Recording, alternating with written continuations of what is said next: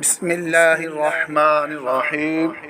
حضرت کعب الاحبار رحمۃ اللہ تعالی علیہ فرماتی ہیں کہ حضرت سیدنا موسیٰ کلیم اللہ علیہ السلام کے زمانے میں ایک مرتبہ قحط پڑا۔ لوگوں نے آپ علیہ السلام کی بارگاہ میں درخواست کی، یا کلیم اللہ دعا فرمائیں یہ کہ بارش ہو۔ حضرت موسیٰ کلیم اللہ علیہ السلام نے ارشاد فرمایا، اخرجوا معی الی الجبل، میرے ساتھ پہاڑ پر چلو۔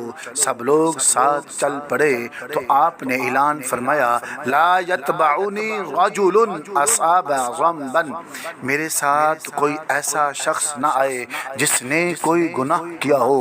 یہ سن کر سارے لوگ واپس چلے گئے، صرف ایک آنکھ والا آدمی ساتھ چلتا رہا۔ حضرت سیدنا موسیٰ علیہ السلام نے اس سے فرمایا، الم تسمع ما قلت، کیا تم نے میری بات نہیں سنی؟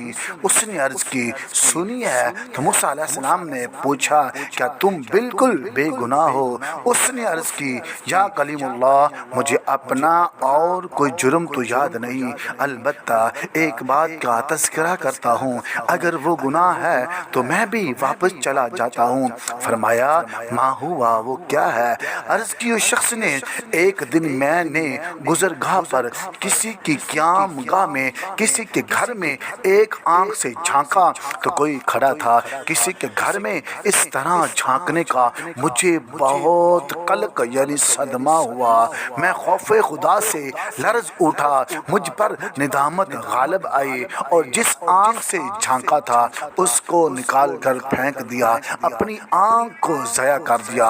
اس شخص نے کہا، ارشاد فرمائیے، ان کان ھذا ذنبا رجعت، اگر میرا یہ گناہ، یہ عمل میرا گناہ ہے تو میں بھی چلا جاتا ہوں۔ حضرت سیدنا موسیٰ کلیم اللہ علیہ السلام نے اس کو ساتھ لے لیا، پھر پہاڑ پر پہنچ کر آپ نے اس شخص سے ارشاد فرمایا، اللہ سے بارش کی دعا کرو۔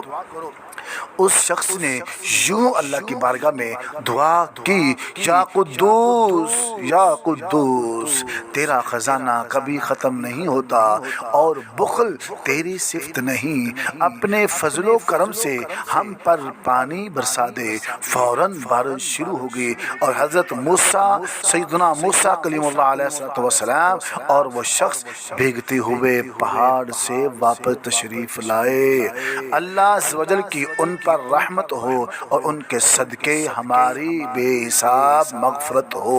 تمام دوستوں سے گزارش ہے، اس چینل کو لائک کریں، شیئر کریں اور سبسکرائب کرنا نہ بھولیں۔ شکریہ۔